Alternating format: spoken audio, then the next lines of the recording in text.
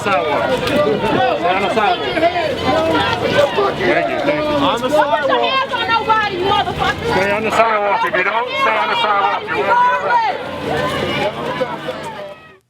Peace, family. Peace. It's your boy R. It's Lanier. You going by Lanier or Issa? I always ask you this. Yo, it's Lanier, man. Because you know, once this goes out, they're going to be calling you that all the time. Lanier or Issa, which one you want? Which one?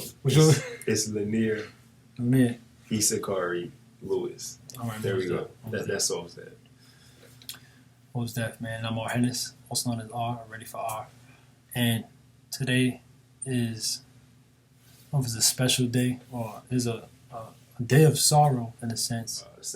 Today is the aftermath. Yesterday was the non-indictment of the Tamir Rice case. 2 officers were not charged at all for the death of Tamir Rice. To be honest, I wasn't surprised. This type of thing happens all the time, unfortunately. And today I actually, I wanted to let out my frustration by actually attending a Black Lives Matter function. To be honest, Black Lives Matter didn't ever really resonate with me personally, or anything like that. But Lanier, he always invites me. So I said, you know what? I'm going to go and see how they do what they do, why they do what they do. Not even to go and judge and see if it's effective or not, because, I can say I'm not really about like marching and things like that, even though I did go to the Million Man March. I just wanted to go and connect and see who resonates and what resonates, man, and we could talk about our time. Yeah, I mean, for those who don't know any facts about the Tamir Rice case, because I'm a journalist, and week after week after week, there's cases from years back, sometimes about 15 years. The protesters hold demonstrations for these victims of police brutality and violence. But for the Tamir Rice case, I'll just read a few facts. The Tamir Rice died on November 22nd, 2014. So it's actually been over a year since the murder. The non-indictment was actually yesterday. Yeah, so Tamir Rice, 12-year-old boy at the time. Yeah. He was pretty much killed by like a drive-by shooting from said police officers. When he was shot, the police didn't even get out of the car. They just aired him out. They said he had a toy gun, and if I'm not mistaken, it was in a state where open carry is actually okay. Yeah. So, what happened was there was a call to a 911 call, and 911 call was about a black male waving a gun around. This gun happened to be an airsoft replica, and the defense of the cops was that it didn't have the orange marker that labels it a basically letting someone know that it is a replica and not a real gun. So what happened was Officer Timothy Lohman ended up shooting Tamir Rice. And when I read the facts on the case, I found out that Timothy Lohman was actually removed from his prior job in another jurisdiction for being emotionally unstable and unfit for duty. He still happened to get hired in Cleveland, and the rest is history. He ends up taking a young man's life.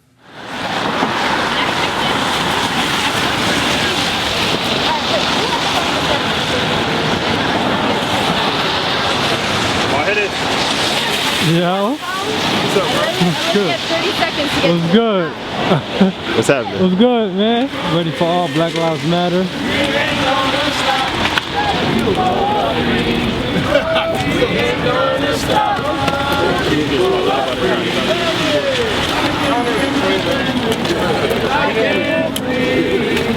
Now the violence of the racist police. Calling out the violence of the racist police. And we ain't gonna stop till people are free. Say what? We ain't gonna stop till people are free. Say what? Ready4R? Black Lives Matter. When black Congratulations, Ready4R.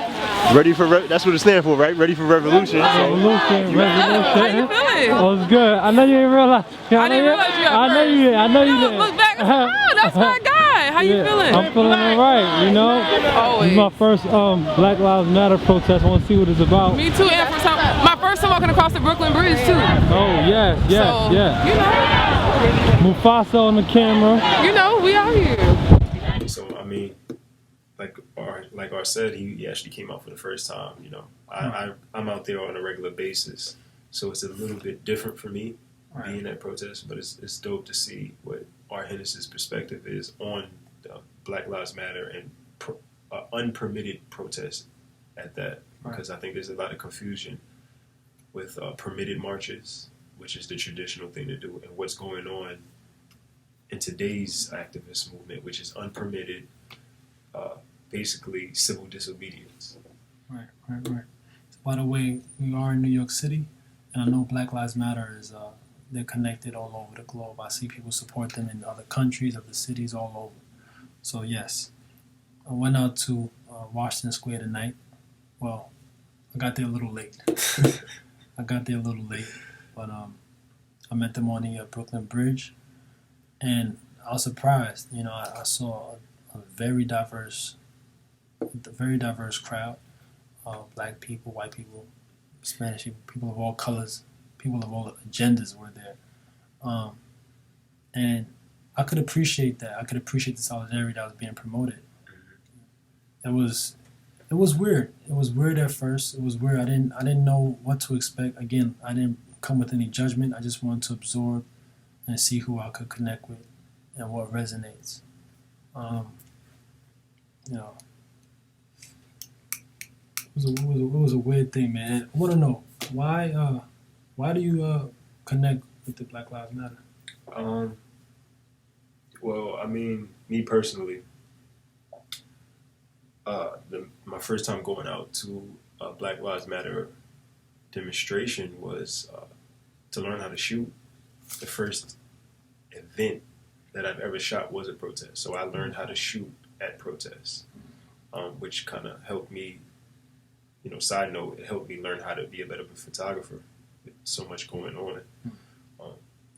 But I think it's the emotion, the emotional bubble that protests, they have the capacity to let people vent, at the same time let people who naturally would just shun these things, like they'll see it on TV, they'll see videos on the internet, and they will just ignore it and say, well, that's just a bunch of people who have no idea what they're doing.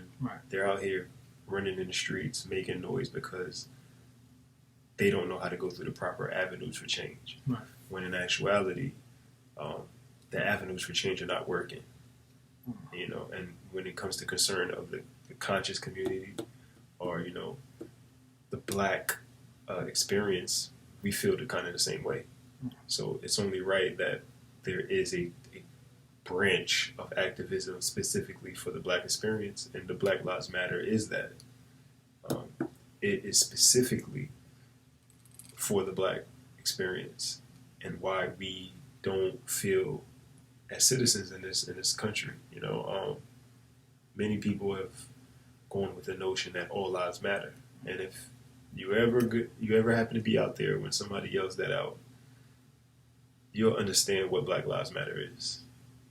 I think one of the chants were all lives matter if Black Lives Matter. I think that was one of the chants. That's definitely one of the chances. You know, some people do shun at marches, or they shun marches because they feel there's no actual solutions. And I'm gonna go on record and say, you know what, being out there is room for marches. I'm not going to weigh it and scale how effective it is, but I think it is necessary in some capacity. The civil disobedience is necessary, and I don't think that we need to actually be shunning the whole march experience. I kind of enjoyed it. I don't know if enjoy is the right word, but I appreciate it. I appreciate the people who actually care about these things, and you can connect with people that you know, if the solution does arise, And we have to be that solution, that resolution, that remedy.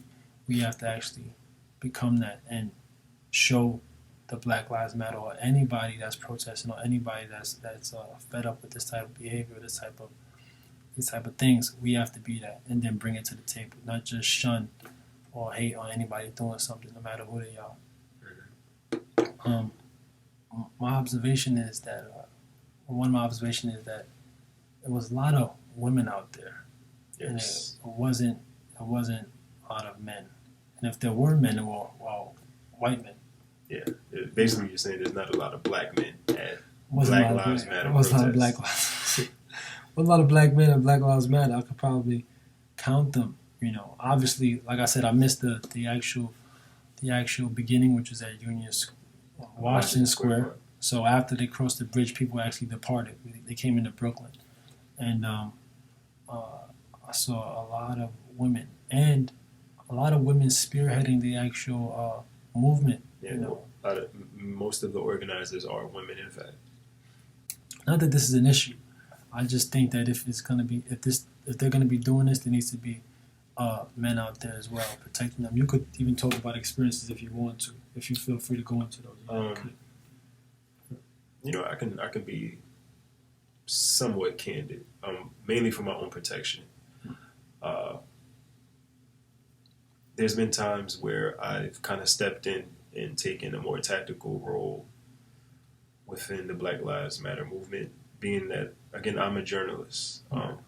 Naturally, as a journalist, I'm supposed to be impartial. I'm not supposed to, show favoritism. But when it comes to the point of this demonstration, this Black Lives Matter, I am a black man. I'm the #1 target in America. So I become a little inclined to help the sisters when I see them up there and maybe they're in a location where they don't know where to go. Just maybe help them out with some directions or,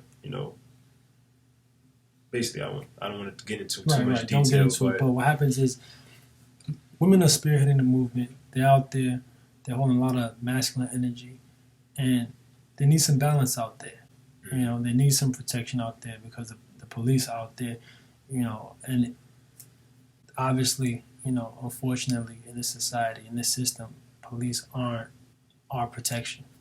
So we have to protect ourselves. And I'm not saying go out there and arm yourself or anything like that. I'm saying that we need to be there for each other in times like this because as women from all walks of the country, we're in New York, and I was talking to a young lady from Cleveland who just, found that there was going to be some type of function happening, and she came out. And we need to be there, We need to be there for them, for ourselves. Yeah, I think it's important, regardless to how you feel about certain techniques of liberation. Right. If you believe in your people, be it Afro, Latina, Afro, Caribbean, whatever, Black, Hispanic, doesn't matter. If somebody honors their ancestors and recognizes their African ancestry, they are part of the diaspora. And anybody who is part of that diaspora, you should be showing that unity. Right. We can learn from each other. Everybody has their own unique experience.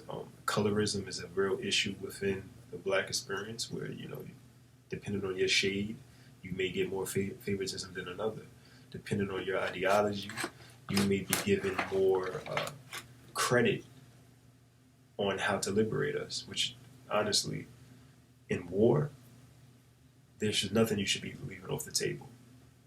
And from my own personal experience, anybody who's read The Art of War, you understand that this is about deception. If you say you're not going to do a certain thing, then your enemy will make sure that's the thing that they're going to wave in front of you. So I feel like in the context of what this is, if people are out there and they're marching on your behalf, be they black, white, yellow, green, you need to show support. You show support in whatever capacity is comfortable for you in your own position. Right. You shouldn't compromise your own, your own ideologies and your job, for example. If you can't be seen in a certain light, then you show your support how you can. You can even donate. You don't have to necessarily be there physically. Right. I would say just keep the hate to yourself. don't hate on them. I didn't know what was going on, but I know now. I know a little bit, and what they're doing is something positive. Man. It's something positive. I would even go and say, like, don't be so offensive, or don't be so taken aback by the different type of agendas that's going on there. You know what I mean? Because again, they all came out to support Tamir Rice and his family. It's solidarity. Solidarity. That's the point of the Black Lives Matter movement. It's a lot of solidarity. So you'll find people from all backgrounds. You'll find old white guys. You'll find... Yeah, you'll see in the video, because I'm going to put the video right after this. Yeah, we got some footage coming up. Right. So what I want to do is let the people know where they can find you, where you're comfortable being reached at, and... Yeah, I mean, I'm pretty much everywhere on every social network. So you can find me mainly on Twitter and Instagram. That's how you'll be able to see. Basically, I'd like to give a rundown of what's going on when I'm at an event. Mm-hmm. So you'll see pictures live as they're happening. Issa, as how I'm affectionately known in the conscious community, is ISSA KHARI. That's my Instagram, my Twitter, also my Facebook. You can find me on Facebook that way. And the Melanin Project, also on Twitter, is how you can find a lot of the feed. If there's a protester taking a bridge, I try to go and retweet, tweets from the other movements and cases that are coming out, information regarding the whole, the Black Lives Matter movement. So you can find me on Instagram, Twitter. I'm on Snapchat, so sometimes I Snapchat at protests. Also, Issa. You can email me if you want. ISSAKHARI@gmail.com. If you can reach me on anything, Skype. I'm also on Skype, so you want to go and have a personal conversation. I'm on damn near everything. So if you want to reach me, I am reachable. Just find me one way, and then we'll find whatever's comfortable for you. But you can also check out my YouTube channel. The YouTube channel, I have Cinema Photography Lyrics, which is it's not so much my journalism, but a lot of my videos are coming out, and I'm actually looking to go and rev up that and put out more content for the people. But also the Melanin Project on YouTube, and that's where a lot of my journalism goes. Footage of arrest. I've saved a couple of protesters from litigation, basically. Charges been put upon them, and footage has actually saved them, and that's the part of the main reason why I go out, is because cameras are really the only thing that they have to protect them against police. The more cameras that are out, the more police tend to behave. I'm not going to say it's absolute, because we've seen Tamir Rice, we've seen Eric Garner, but the more cameras that are out, the less likely cops are there to do something that they're not supposed to do. And I must say this, if I'm not mistaken, I did just see on the Facebook feed that an officer, said police officer actually killed somebody who had a camera. I said that the camera, they thought it was a gun or something like that. So brothers like me and you, we gotta be careful now. We need protection too, okay? We need to put like an orange stripe on our camera, so they don't think it's that's actually a good idea. I'm putting an orange stripe, because it's just crazy. I mean, that's probably just some BS defense, but I mean, is it black guy? I didn't even really look at it, man, because the stuff actually depresses me. I'll be honest, man. I try to not really watch as much things like that, because I already know what's going on. It's like I don't want to become desensitized to it, and I don't need that constantly in my head, So I try to keep a barrier. But also, my man Lanier, he's into the arts as well. You'll be seeing me at some of his events. Definitely. So if you're in Brooklyn, or if you happen to be visiting, a lot of our stuff is based in Brooklyn. I do throw events with my good friend and brother Joshua Sarah. And shout out to Nicholas Bookstore as well. Yes, definitely. Nicholas is basically the home base for a lot of our events. So Joel, much respect to you. Joel and Monique. Yes, you can throw them the plug too. Follow Nicholas Brooklyn on Facebook, and also on Instagram and Twitter. I basically done a lot of my shooting in that place. You know, they're a good home for black business. And, you know, besides the journalism, black business is something that I feel is important because through black business, we can go and help liberate ourselves. It's not just about one avenue, you know. Most definitely. Through food, like you got Ready4R, which is Ready for Raw Foods. Ready for Raw. So if you have the food, then you have the black business, then you got the black media, like journalists like myself and Arhenis. You know, through black media, you start getting all the avenues you need to actually liberate yourself, so you don't have to go outside of your community to provide a service that you need. Right. So you need to step all of that out.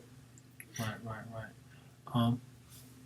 Check out the video. I'd like to let the audience know that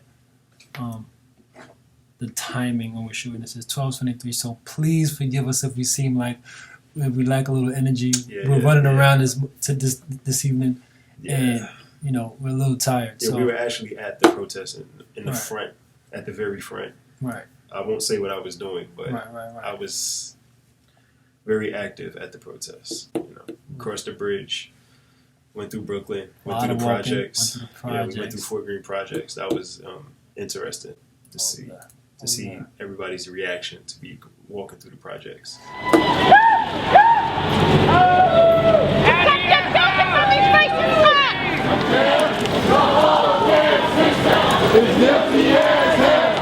We don't need these killer cops on streets or blocks. We don't need these killer cops on streets or blocks. No peace. Police. No justice. No peace. Why are you looking at me? Cops keep getting on the wrong side. Fuck the police. You start questioning which side you're on. And maybe you'll discover you're a working class person too. Maybe you're responsible to the People! You're just a working class person. You know what I did find a little was weird, because that was my first, again, Black Lives Matter protest that I've attended. But like the police basically was walking with us. Now I had this feeling. Please forgive me, you know, but I had this feeling like they were. Well, it was like almost. I don't know if they were policing. At the same time, I almost felt like they were protecting, but not really, because they got physical with some of the protesters as well. Protesters cursing them out. I mean, it's kind of. It was a weird situation. It's like we're walking together. Like it's actually more like a collaboration. It's like because they don't want the protesters to take the street themselves. But eventually what ends up happening is the police help the protesters take the streets. I don't know if you noticed, well, you weren't there yet, but they blocked off the roadway to the bridge. So the protesters actually ran towards the bridge. So if you ever heard of prior protests, the protesters would take the bridge and there would be arrests made. Well, they wanted to make sure that the protesters don't take the bridge, so they blocked the bridge off. Going into Brooklyn. They took the pedestrian way. But what ends up happening is that because of the way the police protest the demonstration, they're technically blocking the street for the protesters. But it's the only way that they can actually keep up and police the protest. Right.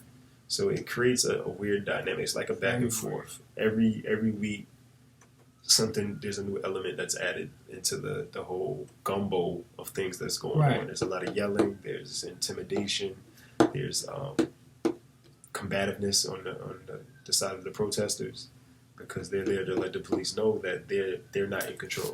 So there's this constant battle for who's actually running the show. So it is interesting. It's funny that you observe that the police. It was like they look like they're chaperoning. Exactly, that's the word for it, chaperone. Yeah, they look like chaperones, like, but they're actually not. Yeah, they're basically just there to keep up in case the protesters decide, you know what, we're taking this block. We're going to take this block, so then they go and block them off. But then technically they're blocking the street anyway. Right. So it gets interesting. Right. Interesting dynamic. So watch the video and. Peace. Or, no, not peace yet. Just watch the video. Peace, man.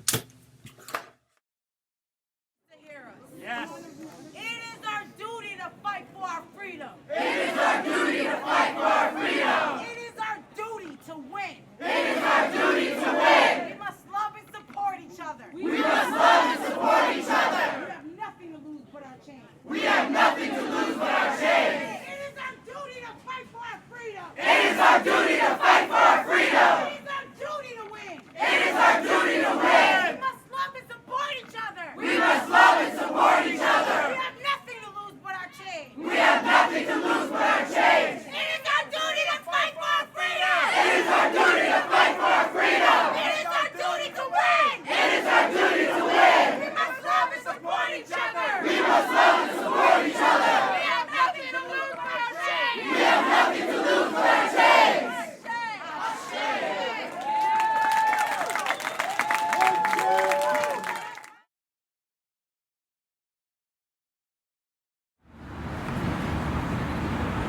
This space has been created for us to mourn, grieve, heal, love, but we cannot leave here silent. Sandra Blair woke up that morning. She did not have it in her mind that she was going to die. But when death showed up on her doorstep, she was not silent. All right. I repeat again, silence is violence. Silence is violence. And we will not be silent. And we will not be silent. Sandra Blair didn't get justice. Somebody earlier said, and with all due respect, someone earlier tonight said, I'm sick and tired of coming to vigils. Well, I tell you what, I'm not sick and tired of coming to vigils. Because at vigils, that's where the legacies are born. What they want us to do is be silent. What I won't do is be silent. Why? Because silence is violence, and I and we must not be silent. So when we say no justice, no peace, that's exactly what we mean. She didn't get no justice. They don't get no peace. She didn't get no justice. They don't get no peace. When I say Sandra, you say Blair. Sandra. Blair. Sandra. Blair. Her last words to us was, as a community, it's time. Whatever platform you have, it's time. Whatever voice you have, it's time. And when death confronts you with a gun and a badge, looking like the cowards of the NYPD and every other PD around this country, you better make a decision. That silence is violence, and we will not be silent. Put your fist up for Sandra Blair. Sandra Blair! Sandra Blair! Sandra Blair! Rest in power. Woo!